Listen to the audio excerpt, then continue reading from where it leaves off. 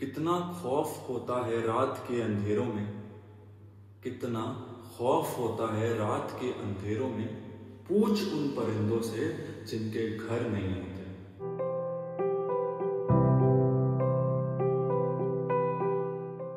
अगर आप मुझसे पूछें कि कोई एक शब्द जो बचपन को अपने आप में समेट लेता हो, तो मेरे हिसाब से वो शब्द होगा अपनापन। बचपना एक ऐसा दौर होता है जब हर चीज अपनी लगती है, तब अपने पराये की समझ नहीं होती। तब क्या अपना घर, पड़ोस की दादी के घर भी खाना खाने में कोई हिचक नहीं होती, शर्म नहीं आती। और अगर आप मुझसे पूछें कि बड़ा होना क्या होता है, तो मैं आपसे कहूंगा कि बड़ा होना होता है अपने अंदर हिचक लाना। एक ढोंग जिसको समाज तहजीब कहता है, उसका चोला ओढ़कर अपने मन को मारना, यह होता है बड़ा होना। क्योंकि इससे पहले ना अपने पराये की समझ होती है, ना दिल और दिमाग तोलता है, और जो दिल में आए वही बोलता है। ये कहानी है एक ऐसे ही बच्चे की, उसके बचपन की, जिसके अंदर हिचक नहीं थी, उसे सारी दुनिया ही अपनी लगती है। और वही बच्चा जब बड़ा होता है तो यही दुनिया उसे बता देती है, कदम कदम पर उसे एहसास दिला देती है कि यह तुम्हारी चीज है, यह तुम्हारा मुल्क है, यह तुम्हारा धर्म है और यह तुम्हारी जात है। क्योंकि उससे पहले वो अनभिज्ञ होता है इन हर चीज से। वो तो बस मस्त मगन होता है। उसे कहाँ पता होता है कि ये जीवन न जाने कितने संघर्षों से भरा है, जहां उसे हर खांचे पर खरा उतरना है, इम्तिहान देना है। और इस समझ को समाज ने उस दिन से बताना शुरू कर दिया था जब वो अपनी स्कूल में एक डेस्क से उसने इरेजर उठा लिया, बस यूं ही क्योंकि उसे उसकी जरूरत थी। और उस दोस्त ने शिकायत लगा दी अध्यापिका से कि ये चोर है।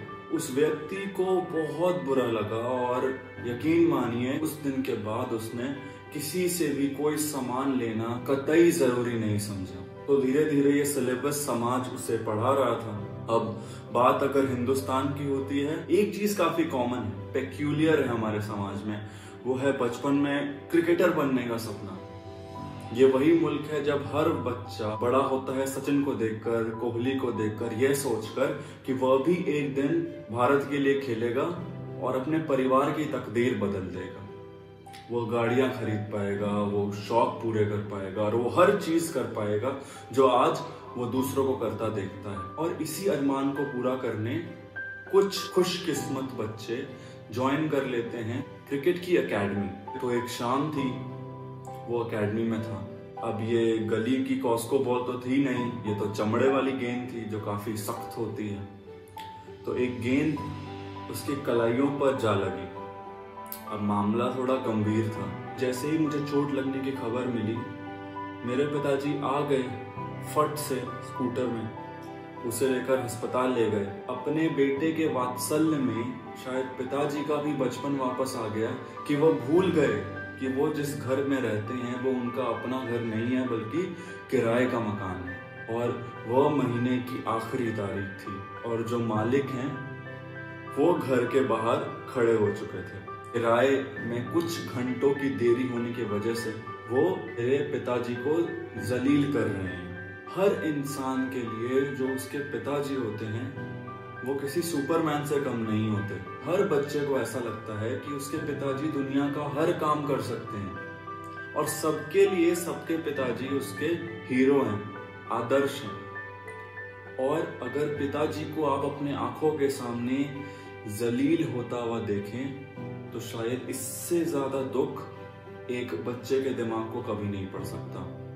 और उस दिन उस बच्चे को समझ आया कि इस घर में जो वो रहता है ये उसका घर नहीं है, इसकी रकम अदा करनी पड़ती है हर महीने। ये उसी तरीके से है जैसे कि एक मोमबत्ती की मोम है जो पिघलती रहती है और एक अंतराल के बाद उसमें मोम को भरना जरूरी हो जाता है। और अगर उस मोम को ना भरो तो वो रस्सी जलती है और तुम्हें खाक कर देती है। जब YouTube में कंटेंट बनाने की बात होती है तो हमेशा ये कहा जाता है कि चीजों को रिलेटेबल बनाओ, लोग तुमसे जुड़ा हुआ महसूस करें। मुझे नहीं पता कि इस कहानी से आप में से कितने लोग खुद को जुड़ा हुआ महसूस करते हैं, पर जो भी व्यक्ति किराए के मकान में रहे हैं उन्हें इस बात की पूरी समझ है कि वो छत जहां जाने के लिए आज्ञा लेनी पड़ती है, वो छत और उस छत की हवा भी पराई सी लगती है। जब चीजें सुधरती हैं और 4 पहिया वाहन आ जाती है तो उसी 4 पहिए वाहन में वो बच्चा गाड़ी में यह सुनता है कि पूरी रेडियो फटी पड़ी है इन इश्तेहारों से कि नोएडा में, गुड़गांव में फलाना ग्रीन्स, ढिमकाना ग्रीन्स। आखिर ये इश्तेहार इतने क्यों चलते हैं? क्योंकि अपना घर एक सपना है, एक सपना जो रोज रेडियो में, अखबारों में, पैम्फलेट में आपको बेचा जाता है। और हर उस मध्यम वर्ग परिवार की ख्वाहिश है कि एक दिन वो अपना मकान बना पाए। मैं ये नहीं कहूँगा कि वो चीज़ें मुझे सिर्फ दुख देती हैं, बल्कि वो मुझे प्रेरित करती हैं आगे कुछ करने के लिए। तो उस पहले घर का जो स्वाद है वो कभी महसूस नहीं होगा। और ये उस दौर की बात है जब अपार्टमेंट कल्चर इंडिया में आया ही आया था और ये बहुत फैशनेबल चीज़ थी।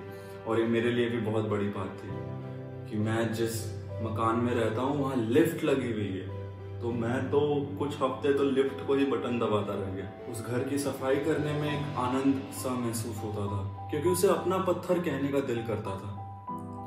भाग भाग कर पोछा कर देने में मुझे कोई संकोच नहीं होता था, बल्कि मुझे बहुत मजा आता था। अगर इसी चीज को मैं एक बड़े दृष्टिकोण से देखूं तो ये भी तो एक छल है, फरेब है कि एक जमीन का टुकड़ा जिसको अब हमने ईंटों से सजा दिया है, आज उसे मैं अपना घर कह ले रहा हूँ क्योंकि उसे पैसे देकर खरीद लिया गया। अभी भूकंप का दौर था और काफी लगातार छोटे छोटे झटके महसूस हो रहे थे और जहन में ये बात आई जा रही थी कि एक झटका काफी है इस ढांचे को गिरा देने के लिए। शायद सच्चाई यही है कि अपने दिल को इन छोटी छोटी चीजों से ना जोड़कर अगर हम अपने आप को अध्यात्म की ओर ले जाएं, असली खुशी की ओर ले जाएं, तो शायद दिल सही मायनों में खुश रह पाएगा। क्योंकि चीजें टूट सकती हैं पर यादें, जज्बात ये अंदर ही रहते हैं और पनपते हैं। तो उम्मीद करता हूँ आपको ये कहानी पसंद आई होगी। इस कहानी को मैं ख़त्म करना चाहूँगा एक शेर से जो मेरे दिल में लगी थी बहुत ज़ोर से,